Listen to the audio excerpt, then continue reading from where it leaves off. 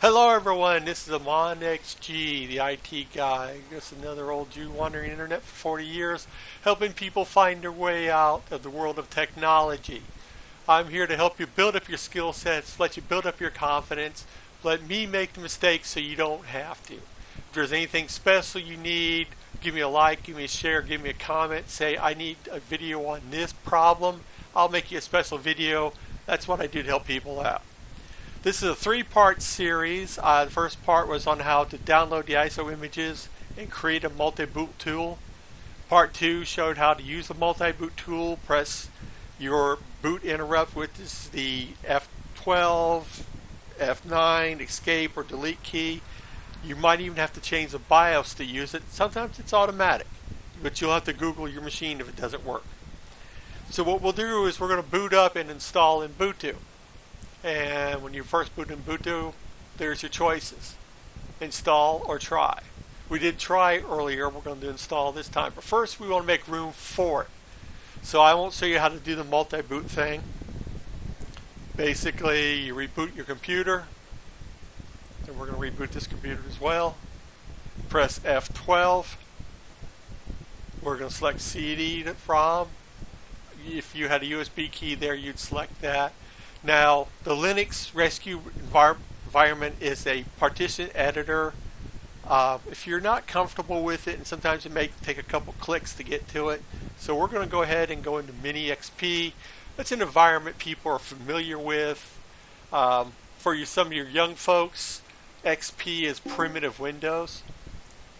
So we'll boot up with that. What I want to do is show you how to create a partition, how to resize it, and that way you can get in and do what you need to do.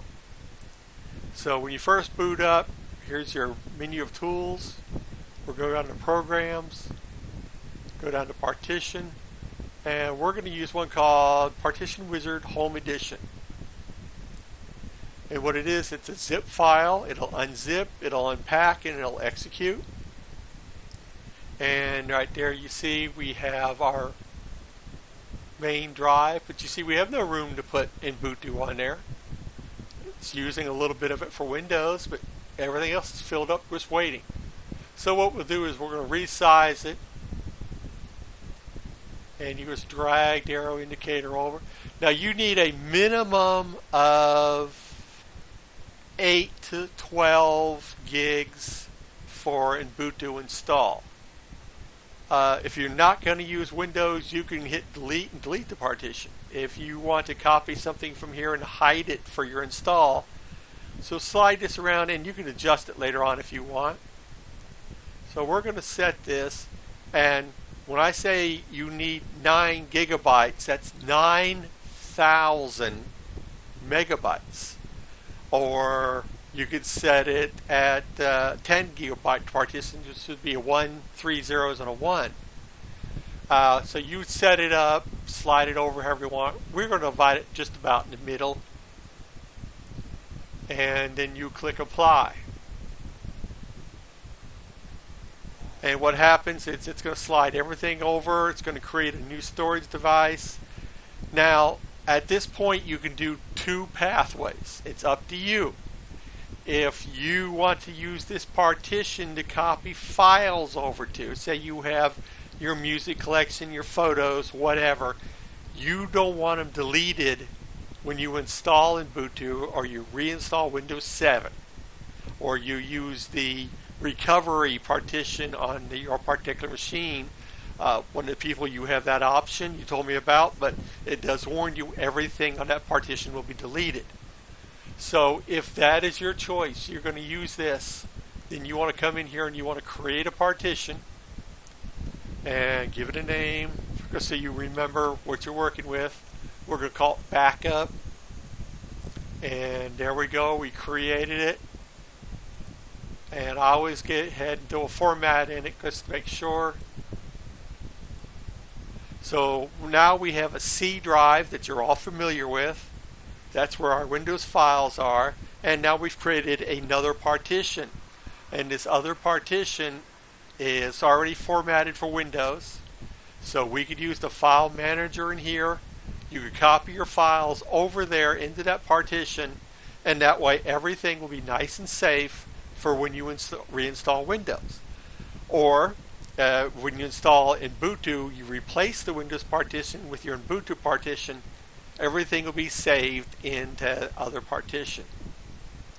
So we're going to pause that while it copies and formats. Alright, took a couple minutes. Everything is successful. You click OK. You close this out. You come over to My Computer. Right there we see we have backup drive and we have our main drive. So there you go. You've got it. You've created your partition. You go into either users or documents and settings, whichever one you have. You hit copy for your user profile, your files you want to save, and you paste. And that is all you have to do. You've just saved your files, you put them in a partition. Now when you boot up to do an install, your files are safe.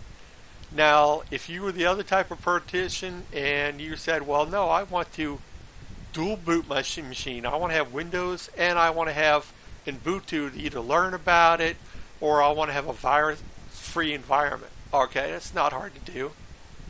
Delete that partition you just created.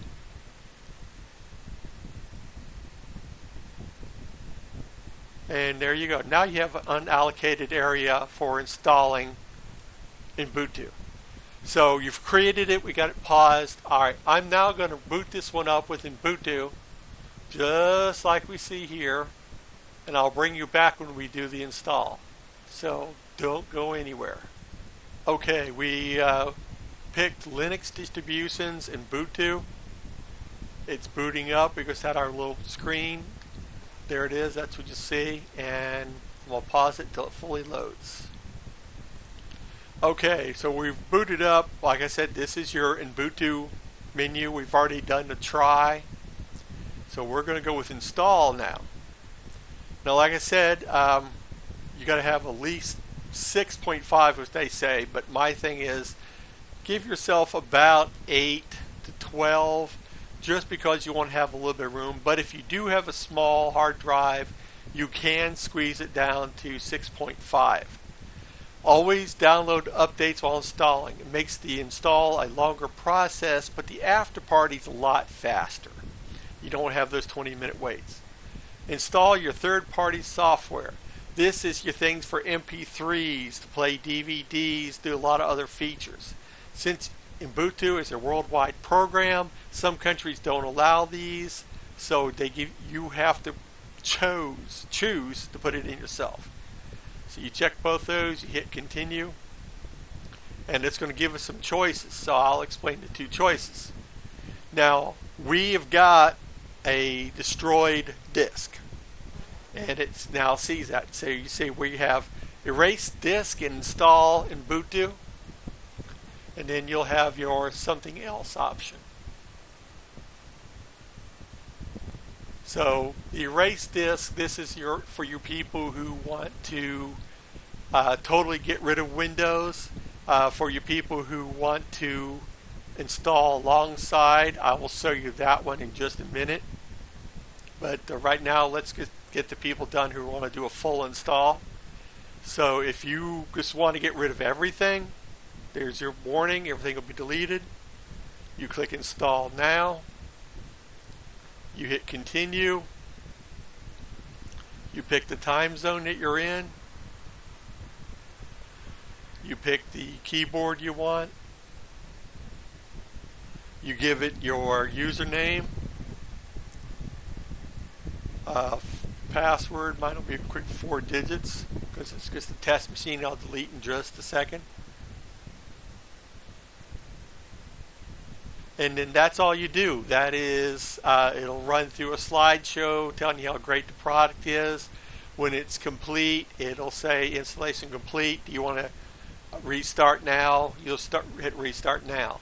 So I'm going to pause, and we're going to bring up the Windows hard drive that I have and show the people what to do when you want to share with Windows.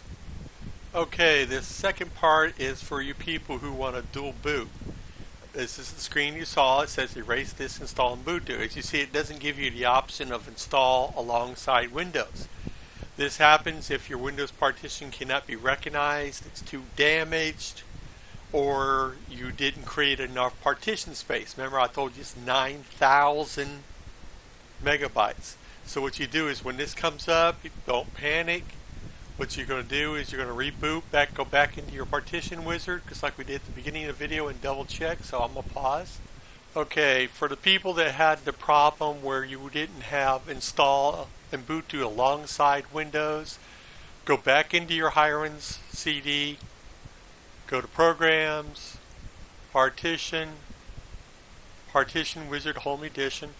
Now, two things have happened. You didn't click the buttons in the right order, so the partition wasn't resized, or you didn't resize it large enough. A lot of people will make a 900 megabyte partition instead of a 9 gig. It's not a big issue. As you see, what happened right here is it didn't do the final follow through. So what you do is you resize it, and remember you want the space afterwards for Ubuntu. The easy way to do it, you can do it by sliding or typing numbers. The minimum is 10 gigs, so it'll be 1001,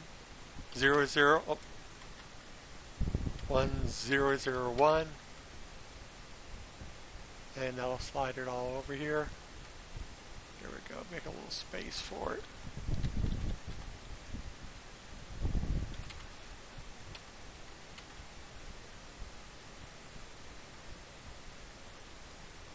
There we go. Slide it over real careful right there. And we want it to be, like I said, you want it between 6.5. So I'd say go for 7,000 megabytes and all the way up to 12. So we're just going to go and set this bad boy.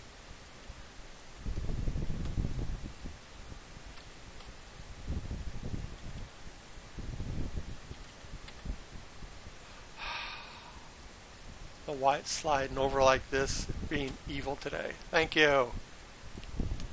Thank you. Enter that. How about that? Alright, so there you go. 9.6 gigabytes. You verified. Make sure you slide everything over. You click apply. And like I said, what happens is sometime they hit cancel, or it'll glitch out and it didn't create your partitions. That's why it didn't come up there. So we're going to watch it partition it. This is just like we did earlier when we made the hidden partition to copy files to. You want to make sure it goes completely through the process this time. Or maybe you clicked and saw the wrong thing. There's your new storage device was added.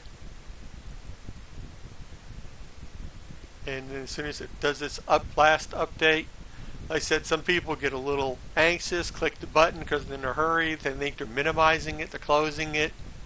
There's 100 different reasons that could happen, either caused by the operator or caused by the program. Not a big deal. All you do is just go by and redo it. I'm going to pause it until I get the OK screen. Oh, never mind. There's the OK screen. So we're set. Alright, we're going to load up the Hirons disk and reboot. I'll be right back. Okay, folks, we're back. We unloaded the Hirons disk. We put in the Ubuntu. We're going to click install. Once again, same choices I told you about earlier.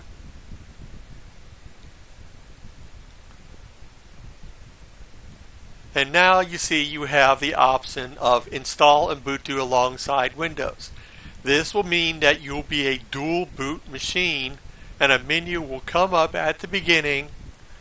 And I'll show you on another video I have uploaded on Grub Customizer how you can alter that boot menu to make it look the way you want. So what you do is you just click install now, hit continue, don't worry about it. I got this on another video if you need a little bit more in-depth on it. You just go through the menu, and what I'll do is I'll let it run through the menu and I'll show you the final product on the boot menu. Log in the name. Put in a password.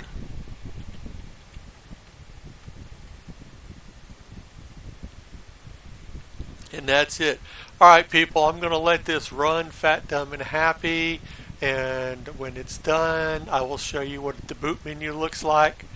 Actually, no, I won't, because it's coming up 15 minutes. This is long enough. You've seen it on the other video if you want to see it. I hope this helps you guys out. You have dual boot machines, or you've replaced your operating system with Ubuntu. Those old boxes are usable. I hope you make your life good. I thank you very much, and this is the end of this video. Thank you.